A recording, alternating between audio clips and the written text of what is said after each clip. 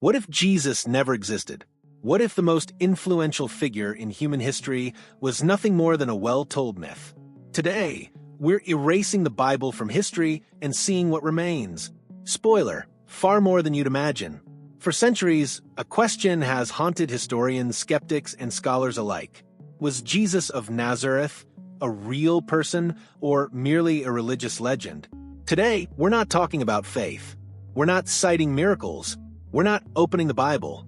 We're following only Roman records, Jewish texts, inscriptions carved in stone, human bones, and cities excavated from the ground. These are 9 independent historical proofs, and none of them were written to defend Christianity. The world into which Jesus was supposedly born was a world of iron and administration, of roads built by legions and taxes collected with ruthless efficiency. The Roman Empire stretched from the fog-soaked frontiers of Britain to the sun-scorched deserts of Arabia, from the Germanic forests to the North African coast, a machine of conquest that had transformed the Mediterranean into a Roman lake. For 5 centuries, Rome had been expanding, absorbing, administrating. Nations became provinces. Kings became client rulers. Local gods were tolerated as long as they didn't challenge the ultimate authority of Caesar.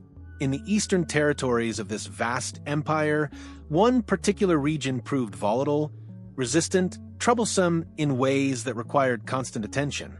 Judea, a narrow strip of land between the Mediterranean and the Dead Sea, historically significant far beyond its geographic size. This was a land of prophets and rebels, of ancient law believed to come directly from God, of a people who had survived Babylonian exile and Persian rule and Greek occupation, always maintaining an identity separate from their conquerors. The Jews were not like other subject peoples. They refused to worship the emperor. They insisted on one God, invisible and absolute.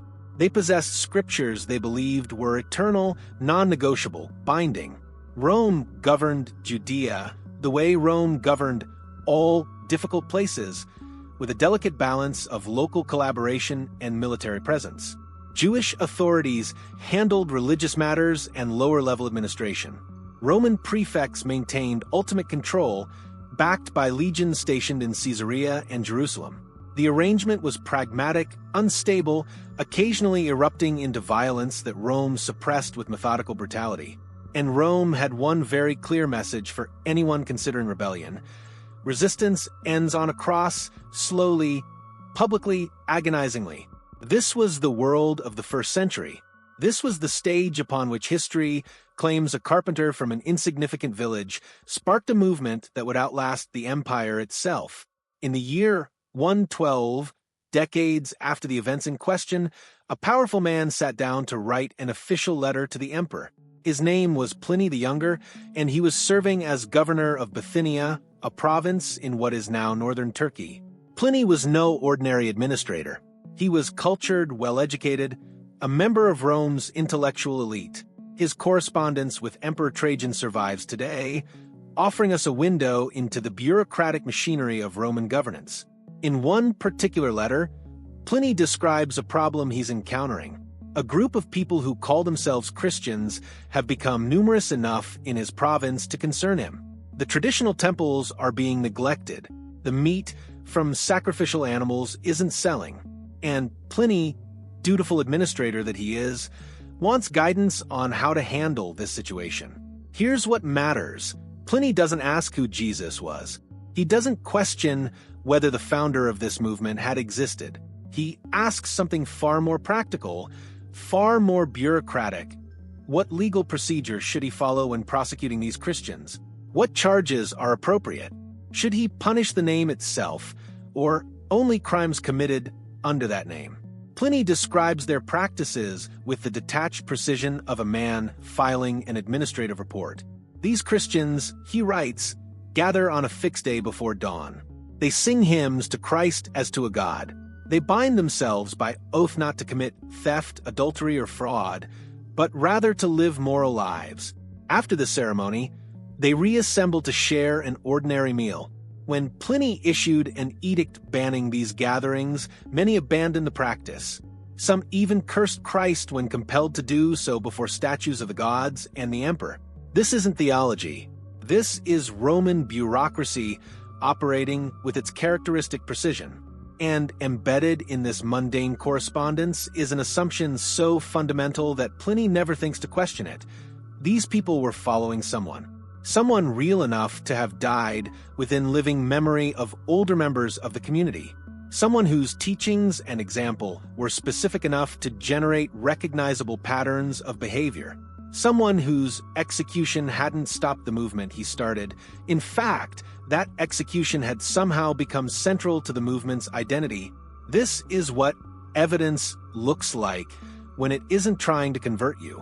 This is a hostile witness, or at minimum, an indifferent one, documenting a phenomenon he finds strange and potentially dangerous, never doubting the basic historical reality at its foundation. But perhaps you're skeptical. Perhaps you're thinking Roman officials could be mistaken.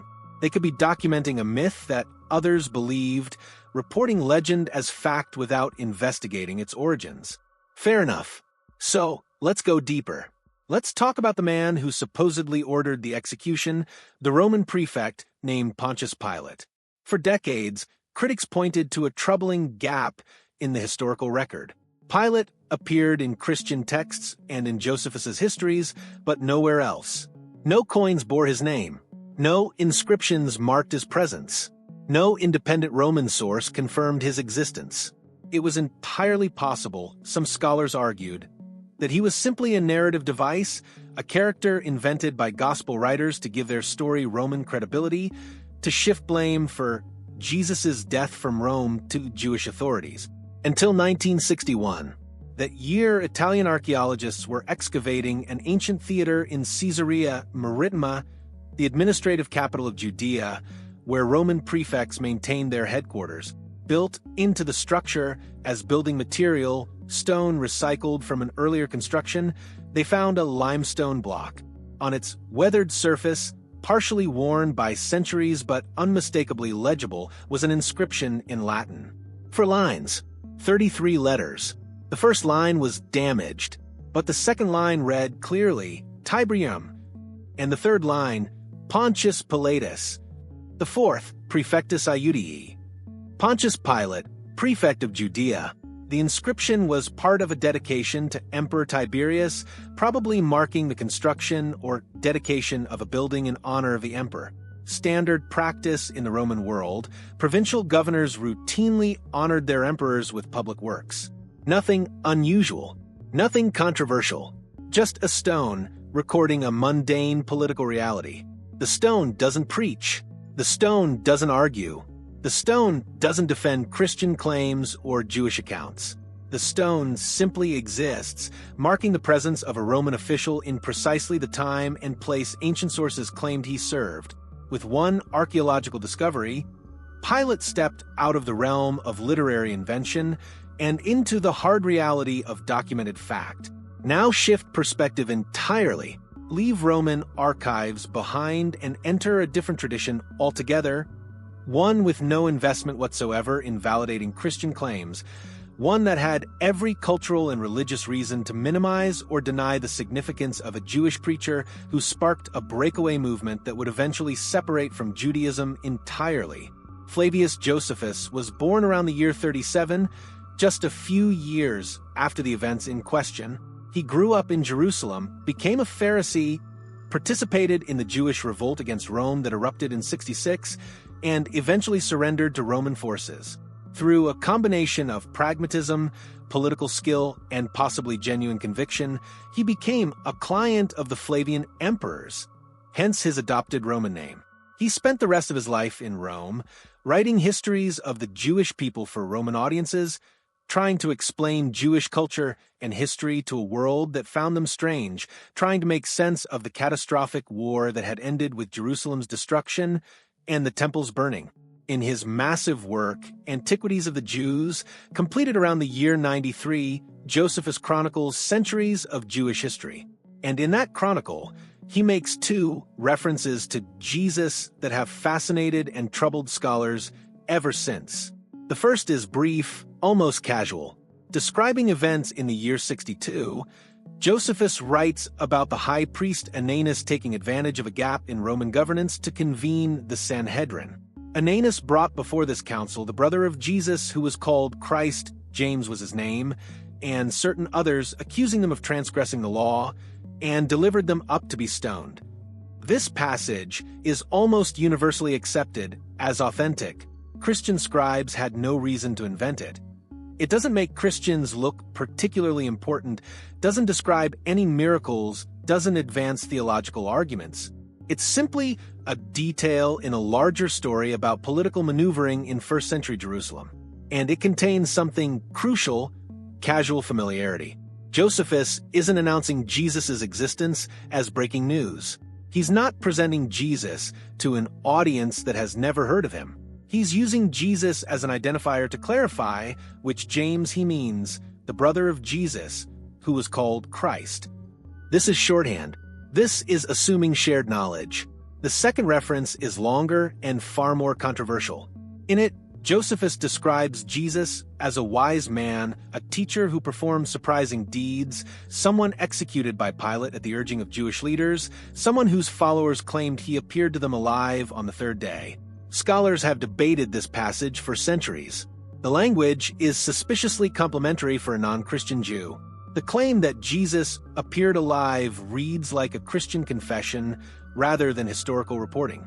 Most scholars now believe the passage is authentic in its core, but embellished by Christian scribes who couldn't resist improving Josephus' account. Strip away the obvious interpolations, the suggestions that Jesus might have been more than human, the unqualified acceptance of resurrection, and you're left with something consistent with Josephus' voice.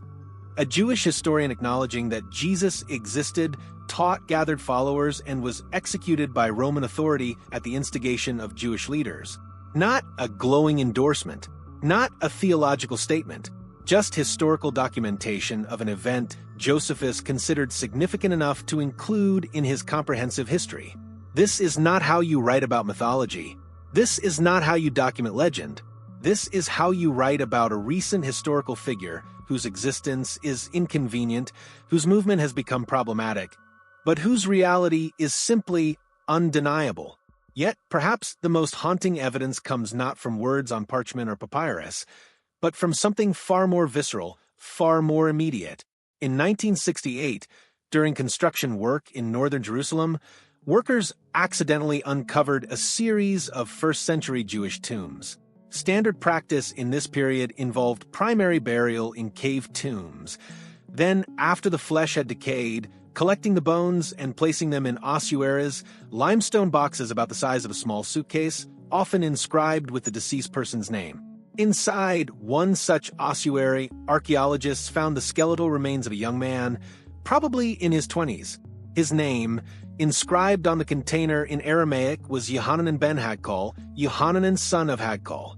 And through his right heel bone, still embedded after 2,000 years, was an iron spike. The spike had been driven through the heel, probably pinning both feet to the vertical beam of a cross. The tip had bent when it hit a knot in the wood, which is likely why it remained in the bone when the body was taken down. It couldn't be extracted. The bones also showed evidence of trauma to the wrists and signs that the legs might have been broken, all consistent with Roman crucifixion practices. This is the only physical evidence of Roman crucifixion ever discovered. The only one. And that rarity itself tells a story. Crucifixion victims were rarely buried. The entire point of the punishment was public humiliation that extended beyond death. Bodies were typically left on crosses to decompose, to be scavenged by birds and animals, a warning to anyone considering rebellion. Jewish law required burial before sundown, but Roman law didn't care about Jewish sensibilities when it came to executed criminals. Yet somehow, Yohanan's family retrieved his body. Somehow, whether through bribery, political connections, or simple luck, they brought him home and laid him to rest according to Jewish law. And 2,000 years later, his bones testify to the brutal reality of Roman justice. The spike tells a story that needs no interpretation, no theological framework, no faith commitment to understand. Crucifixion wasn't a metaphor that later theologians adopted as powerful symbolism. It wasn't abstract language or literary device. It was a specific method of execution, Roman in its brutal efficiency, designed to maximize suffering, humiliation, and deterrent effect. The execution method described in ancient sources wasn't literary invention or religious imagination. It was happening to real people, in real time, in the first century, and now the timeline becomes impossible to ignore, impossible to dismiss with theories about legendary development over generations. In the early 50s of the first century, barely 20 years after Jesus' reported execution, letters begin circulating throughout the Eastern Mediterranean. Their author is a man named Paul of Tarsus, originally Saul, a Pharisee who had initially persecuted the Christian movement before undergoing a dramatic conversion. Paul wasn't one of Jesus' original followers. He never met Jesus during his lifetime, but he became the movement's most energetic advocate, traveling throughout the Roman world, establishing communities, then maintaining contact through correspondence. These letters, written before any gospel narrative was composed, before any biography of Jesus existed in written form, are our earliest Christian documents. And in them, Paul mentions Jesus not as ancient legend or mythological figure, but as recent history, as someone whose life and death occurred within living memory. Paul refers to people who knew Jesus personally. He mentions visiting Jerusalem and meeting with Peter, whom he calls Cephas, one of Jesus' closest followers. He describes meeting James, the brother of Jesus. He mentions other apostles, people who had been with Jesus during his ministry. He discusses disputes with these Jerusalem leaders about how to interpret Jesus' teachings, about whether Gentile converts needed to follow Jewish law, about authority within the movement. 20 years. That's the gap between the events and these written accounts. Not centuries, not generations allowing memory to blur into mythology. 20 years. Think about what that timeline means. Paul is writing to communities throughout the Mediterranean world: Galatia, Corinth, Rome, Philippi, Thessalonica. He's making claims about Jesus' life, death, and significance. And his audiences include people old enough to remember the late 20s and early 30s. They include Jewish members who might have been in Jerusalem during Passover festivals. They include people who could theoretically investigate Paul's claims, who could ask questions, who could challenge factual errors. Legends require time to develop. They need distance from events, time for inconvenient witnesses to die, time for memory to smooth rough edges into narrative convenience, time for ordinary human beings to be transformed into mythological figures. The Alexander romances took centuries to develop after Alexander's death. The stories of King Arthur evolved over generations, gradually accumulating magical elements. The process of myth-making is usually slow, gradual, building layer by layer. But Paul is writing while eyewitnesses are still alive, still leading communities, still able to correct false claims about basic facts. If Jesus had been invented, if Paul were promoting a myth, he would be writing to audiences full of people who could call him a fraud, who could point out that no such person had existed, who could ask why they'd never heard of this supposed Messiah during the time he supposedly lived. No one does. The communities Paul addresses debate theology, argue about behavior, question Paul's authority, dispute how to interpret Jesus' teachings, but not one of them questions whether Jesus existed. Not one of them suggests Paul is making up a fictional founder. The assumption of Jesus' historical reality runs through these early letters like bedrock, so fundamental that it's never defended because it's never challenged. Rome speaks again, this time with undisguised contempt and hostility. The historian Cornelius Tacitus, writing around the year 116, composes his Annals, chronicling the history of Rome from Augustus through Nero. When he reaches the year 64, he describes the great fire that devastated much of Rome, the rumors that Nero himself had ordered the fire to clear land for his building projects, and the emperor's response to these dangerous rumors. To deflect blame, Tacitus writes, Nero scapegoated a group called Christians, followers of someone named Christus, and then Tacitus, aristocratic, educated with access to Roman archives, provides specifics. Christus suffered the extreme penalty during the reign of Tiberius at the hands of one of Rome's procurators, Pontius Pilate. The movement he started was checked for a moment, but then broke out again, not only in Judea where this mischief originated, but even in Rome itself. Tacitus despises Christians. He calls their faith a deadly superstition. He describes their persecution with a tone suggesting they got what they deserved, even if Nero's methods were excessive. He has no sympathy for their cause, no interest in validating their beliefs, no theological axe to grind. He's a Roman patriot documenting a disturbing chapter in Roman history. And that's precisely what makes his testimony so powerful. This is a hostile witness, a Roman aristocrat with every cultural and class reason to dismiss Christianity as beneath contempt, writing for an audience that shared his prejudices. Yet he treats Jesus's execution as straightforward historical fact. He doesn't question whether it happened. He doesn't present it as Christian mythology. He uses it to explain the origins of a movement he finds abhorrent but undeniably real. If Jesus' existence had been dubious, if knowledgeable Romans in the early 2nd century knew that Christians were worshipping a fictional founder, Tacitus would have said so. It would have been the perfect way to dismiss them, not just as superstitious, but as gullible fools following a made-up figure. Instead, he confirms the basic historical framework, a real person really executed by a Roman official whose name Tacitus records during a specific emperor's reign. But perhaps you're still thinking, these are all texts, words on pages. Words can be mistaken, can misunderstand, can perpetuate rumors.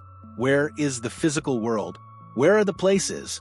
Where is the tangible evidence beyond documents? For decades, skeptics made a compelling argument. They pointed out that Nazareth, the small village supposedly Jesus' hometown, was never mentioned by any first-century source outside the Christian Gospels, not by Josephus, despite his detailed knowledge of Galilee, not by any Roman writer, not in the Jewish Talmud. The silence seems significant, even damning. Perhaps Nazareth didn't exist in the first century at all. Perhaps gospel writers invented it to fulfill prophecy, to create an origin story for their mythical founder. Then archaeology arrived with its patient, merciless clarity. Excavations in modern Nazareth revealed houses carved into hillsides, the kind of dwellings poor agricultural families would inhabit. Stone vessels for storing water and food. Agricultural tools. Jewish tombs cut into rock. Ritual baths used for religious purification according to Jewish law. Wine presses. Storage facilities. The physical remnants of a tiny hamlet, probably no more than a few hundred people, subsistence farmers working terraced hillsides, economically insignificant, politically invisible. Nazareth existed. The archaeology is unambiguous. It was small, the kind of place that wouldn't appear in histories or administrative records because nothing important happened there. It was poor. No public buildings, no wealthy estates, no evidence of anything but hardscrabble agriculture. It was thoroughly Jewish. The ritual baths and burial practices make that clear. And it was exactly the kind of obscure, despised backwater that you would never, ever choose as the origin point if you were inventing a messiah. This matters more than you might initially think. If you were a 2nd century Christian trying to create a compelling origin story for a mythical founder, you would choose a significant city. Jerusalem, where God's temple stood. Capernaum, a prosperous fishing town. Sepphoris, the Galilean capital rebuilt by Herod Antipas into a showcase Hellenistic city, just 3 miles from Nazareth. Any of these would make more sense. But the gospel writers claim Jesus came from Nazareth, a place so insignificant that one gospel has a character ask, "Can anything good come from Nazareth?" They're acknowledging their founder's embarrassing origins, not inventing impressive ones. This is called the criterion of embarrassment, and historians take it seriously. People inventing stories tend to make them flattering. When sources preserve embarrassing or inconvenient details, it suggests they're constrained by actual history. The high priest who, according to ancient sources, played a key role in Jesus' arrest and handed him over to Roman authority, had a name, Joseph Caiaphas. He appears in Josephus and in the Gospels as high priest during the crucial years, roughly 18 to 36 CE. For years, he existed only in texts, another figure whose historical reality couldn't be independently confirmed. Until 1990. That year, a burial cave was accidentally discovered in Jerusalem's Peace Forest. Inside were 12 ossuaries. One of them, more ornate than the others, bore an inscription in Aramaic, Yehoseph bar Caiapha, Joseph, son of Caiaphas. Inside were the bones of a man approximately 60 years old, along with the remains of 5 other individuals, probably family members. The dating fits. The location fits, a family tomb for Jerusalem's priestly aristocracy. The name fits, and suddenly Caiaphas isn't a character in a story anymore. He's a real person who lived and died, who held one of the most powerful positions in Jewish society, who navigated the treacherous political space between Jewish law and Roman occupation, who left his bones in a box inscribed with his name. He was contemporary with Pilate, contemporary with Jesus, a documented figure in the precise time and place the sources describe, playing exactly the role ancient texts attribute to him. And finally, we arrive at the most controversial object in this entire investigation, the artifact that continues to generate more heat than light, more controversy than clarity, the Shroud of Turin, a strip of linen cloth, roughly 14 feet long and 3.5 feet wide, bearing the faint image of a man front and back, as if a body had been laid on one half of the cloth and the other half folded over the top. For centuries, believers have claimed it as Jesus' burial shroud. For just as long, skeptics have dismissed it as medieval forgery. Yet the object itself refuses to cooperate with either simple narrative. The image isn't painted. Extensive testing has found no pigment, no brushstrokes, no medium that explains how the figure was created. It isn't burned or scorched into the fabric in any conventional sense. The image exists only on the topmost fibers of the weave, with no penetration into the thread. It contains what appears to be human blood, type AB, concentrated in areas consistent with crucifixion wounds, wrists, feet, side, head. The figure shows injuries that align with Roman crucifixion practices, wounds in the wrists, not the palms, consistent with how Romans actually crucified people to support body weight. Evidence of severe scourging across the back and legs, matching Roman flagellation patterns. Trauma around the scalp consistent with a crown of thorns. Post-mortem wound in the side. Carbon dating performed in 1988 suggested medieval origin, dating the cloth to between 1260 and 1390. For many, that settled the question. Medieval forgery, case closed. But the story didn't end there. Critics of the carbon dating pointed out that the sample came from a corner of the cloth that showed evidence of medieval repair, where new threads had been woven into the original fabric. They argued the sample was contaminated, that it tested the repair rather than the original cloth. More recent studies have produced conflicting results. Some researchers claim evidence of pollen from plants native to the Jerusalem area. Others have challenged these findings. Some studies suggest the weaving pattern matches first-century techniques. Others dispute this. The scientific community remains genuinely divided. Here's what we can say with confidence: the shroud is not easily explained. It doesn't prove resurrection. Even if authentic, it would only document burial, not what happened afterward. It doesn't validate faith or require belief. But it also cannot be casually dismissed as obvious fraud. Medieval forgers would have painted an image, and this isn't paint. They would have created something that looked impressive to medieval eyes, and this image is faint, negative, containing anatomical details that medieval people wouldn't have known or cared about. The shroud exists in that uncomfortable space where certainty gives way to ongoing investigation, where physical evidence refuses to provide the clean answers either believers or skeptics might want. It's neither proof nor hoax, but something genuinely uncertain, genuinely puzzling, worthy of continued scientific attention without premature conclusions. We've traveled through the ancient world without opening a single page of scripture. We've stood in Roman administrative offices reading bureaucratic correspondence. We've examined hostile historians who despised the movement they documented. We've touched inscriptions carved in stone and examined bones preserved in limestone boxes. We've walked through excavated villages and studied artifacts that continue to perplex researchers. And every independent line of evidence, every hostile witness, every archaeological discovery converges on the same conclusion: Jesus of Nazareth existed. He was a Jewish teacher in early first-century Galilee and Judea. He attracted followers. He came into conflict with both Jewish and Roman authorities. He was executed by crucifixion under Pontius Pilate, and he sparked a movement that, against all expectations, survived his death and eventually transformed the Roman Empire itself. The historical consensus isn't even particularly controversial among scholars. Bart Ehrman, a prominent agnostic biblical scholar, writes that Jesus' existence is accepted by virtually every scholar working in the field, whether Christian, Jewish, Muslim, atheist, or agnostic. The few who question it operate at the fringes of scholarship, unable to explain the totality of evidence with any coherent alternative theory. The real questions lie elsewhere, in territories beyond what archaeology can excavate or what ancient historians recorded. Questions about meaning, about significance, about interpretation, about what it means that this particular person from this particular place at this particular moment in history became the axis around which so much of human culture would turn. History can tell us Jesus existed. It can document his execution. It can trace the explosive growth of the movement he started.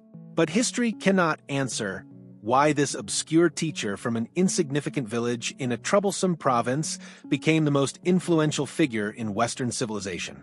It cannot explain why his followers claimed to see him alive after his execution. It cannot adjudicate between naturalistic and supernatural explanations for the movement's survival. Those questions belong to philosophy, theology, personal reflection. They require different kinds of evidence, different frameworks of interpretation, different kinds of investigation. But the historical question, the question of existence, isn't open. The evidence is clear. The documentation is multiple and independent. The witnesses are often hostile. The archaeological record confirms the setting. The timeline is too tight for legendary development. Jesus of Nazareth walked the earth. He taught. He gathered followers. He was executed.